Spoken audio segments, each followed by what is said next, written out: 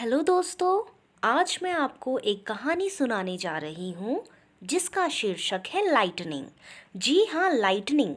Lightning कोई और नहीं बल्कि एक बाघिन थी और उसका नाम ही लाइटनिंग था। और ये जो कहानी है वो राजस्थान के सुदूर इलाकों में से एक रणथंभौर की है। और मैं आपको बता दूं, राजस्थान में रणथंभौर नाम का एक नेशनल पार्क भी है। तो चलिए इस कहानी को बिना देरी किए शुरू करते हैं। तो इस कहानी में जो लाइटनिंग है वो हमेशा एक पेड़ के टीले पे खड़ी हो जाती थी और चांद की तरफ मुंह उठा के अपने प्यारे जंगल को पुकारती थी, रणथंभौर रणथंभौर रणथंभौर। और रणथंभौर की हवाओं की सीटी जैसी आवाज़ गूंजती, लाइटनिंग लाइटनिंग लाइटनिंग। यानी जितना प्यार लाइटनिंग अपने जंगल से करती थी उतना ही प्यार रणथंभौर का जंगल भी लाइटनिंग से करता था। अब इतना चाहती थी अपने जंगल को लाइटनिंग, और इतना चाहता था अपनी लाइटनिंग को रणथंभौर। जंगल का चप्पा चप्पा लाइटनिंग को बेहद चाहता था, चाहे वे वहाँ का पशु हो, पक्षी हो, पेड़ हो, झाड़ियाँ हो, नदियाँ हो, ताल हो, तालाब हो। जंगल का प्रत्येक चप्पा चप्पा लाइटनिंग से बेहद प्यार करता था। अब जंगल में वहाँ के फूलों से लदे पेड़, पहाड़, झरने, पतली छोटी नदियों जैसे नाले, पोखर और मिट्टी झीलें सभी लाइटनिंग से बेहद प्यार करते थे। अब ऐसा नहीं है कि केवल वहाँ की प्राकृतिक संपदा ही लाइटनिंग से प्यार करती थी, बल्कि वहाँ पे जितने भी जीव जंतु थे वे सभी लाइटनिंग को उतना ही प्यार करते थे।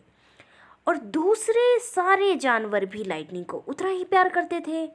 भूखी ना हो तो वह किसी पर हमला नहीं करती थी, चाहे वह कितना ही स्वादिष्ट बछड़ा हो या 12 सिंघा।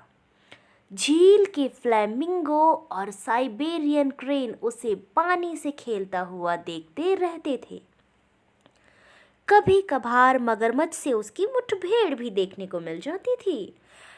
पक्षी उसी की चर्चा किया करते, कल रात एक झपाटे में भैंस की गर्दन तोड़ दी। क्या शानदार शिकारी है हमारी लाइटनिंग, सेमल के पेड़ पर से किंगफिशर ने कहा। दोपहर में लाइटनिंग गुलमोहर के नीचे सुस्ताती, आंखें मूंदे और मुंह फाड़े लेट जाती। उफ, रणथंभौर की गर्मियाँ, सब सूख गया है। दूर दूर तक सब साफ दिखाई देने लगा है। बिना पत्तों के सूखे पेड़, सूखी झाड़ियाँ, मिट्टी हो चुकी घास। यानी जंगल में एक ऐसा वक्त आया जब सारी चीज़ें सूख गई और वहाँ पे बेहद गर्मी बढ़ गई। और आपको पता ही होगा, राजस्थान का जो पश्चिमी भाग है वो बहुत ही ज़्यादा गर्म है, और उसी उत्तर पश्चिमी भाग में हमें रेत के टीले भी दिखाई देते हैं, है ना, जिसे आप मरुस्थल बोलते हैं। आप शाम ढलते ही लाइटनिंग अपने इलाके से दूर कहीं घूमने फिरने निकल आती। आज भी निकल गई थी। सूरज डूब गया था। उसने गरजती दहाड़ से डूबते सूरज को अलविदा कहा। चलते चलते वह जंगल के पार खेतों में निकल आई।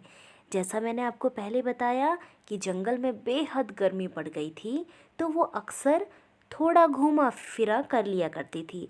अब एक दिन क्या हुआ, वो घूमते फिरते जंगल को अलविदा कहते एक खेतों खलिहानों के रास्ते आ गई और खेतों में पहुंच गई।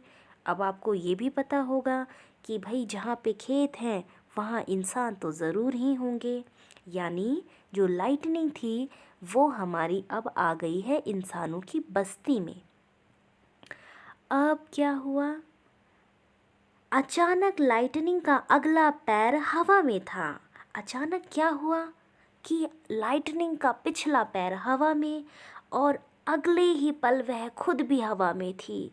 वह किसी गहराई में जा रही थी और एक जोरदार आवाज हुई। लाइटनिंग एक बिना मुंडेर के कुएं में गिर जा चुकी थी। दहाड़ सुन गांव वाले दौड़ने भागने लगे। अब जैसे आप इस पिक्चर में देख रहे हैं, जब लाइटनिंग खेतों के रास्ते गांव में पहुंची तो वहीं पर एक कुआं था और उस कुएं में मुंडेर बनी नहीं थी और गलती से लाइटनिंग उसके अंदर जा गिरी।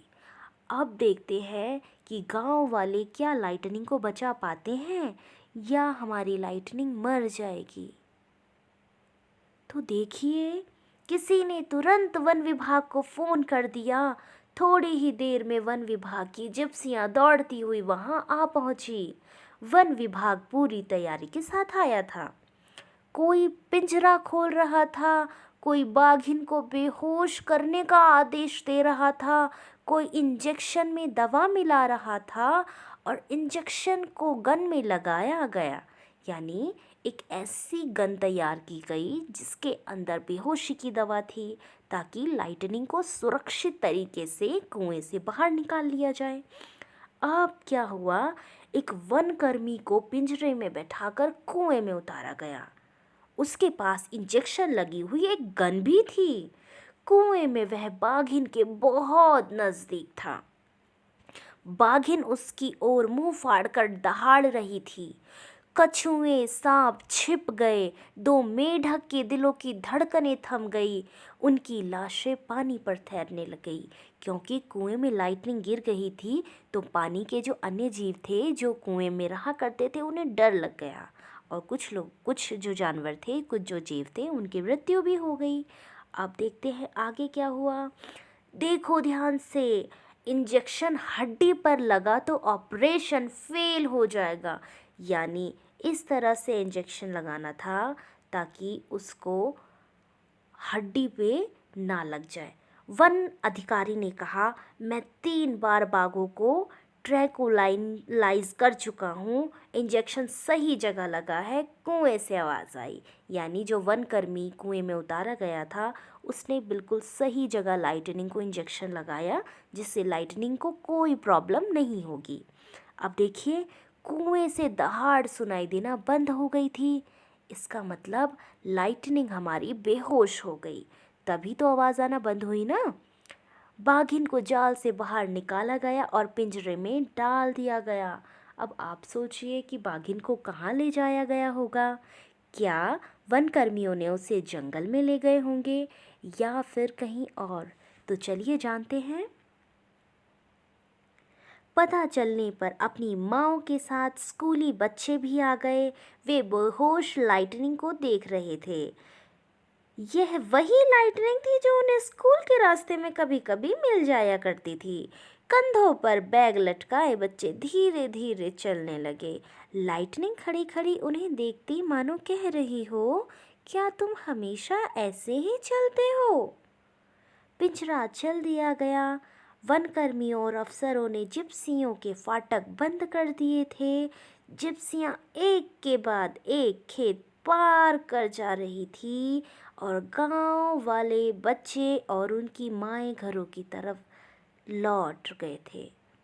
कुछ ही देर बाद वहाँ कोई नहीं था। सारा कुआं खाली पड़ गया, जैसे यहाँ कुछ हुआ ही ना हो। चांद कुएं के पानी में हिल रहा था। चांद को गर्व हो रहा था, कुछ ही देर पहले वह यहाँ थी। यानी जब पानी में हलचल होना बंद हुआ तो चांद को भी लगने लगा कि वो यहाँ पे मौजूद है। अब वह जो उसकी ओर मुंह उठाकर अक्सर पुकारा करती थी, रणथंभौर रणथंभौर रणथंभौर, और पलटकर आवाज़ आती थी, लाइटनिंग लाइटनिंग लाइटनिंग। यानी हमारी लाइटनिंग का उसके प्यारे जंगल रणथंभौर से अलविदा हो गया। वो अब वापस कभी अपने रणथंभौर के प्यारे जंगलों में नहीं जा पाई, क्योंकि वो कारणवश एक कुएं में गिर गई थी। और वन कर्मियों ने जब उसे बचाया तो उन्होंने उसे जंगल में ना छोड़कर उसे वे अपने साथ ले गए। और हो सकता है वो उसे किसी स्पेशल नेशनल पार्क में रखे, हो सकता है वो उसे किसी ज़ू में रखें, है ना। तो इस तरह से जो लाइटनिंग थी उसका सफ़र यहीं तक था, किसके साथ? रणथंभौर के जंगलों के साथ। आई होप आपको ये कहानी बहुत अच्छी लगी होगी। अगर आपको ये कहानी अच्छी लगी हो तो लाइक का बटन ज़रूर दबाएंगे। So thank you and have a nice day to all of you.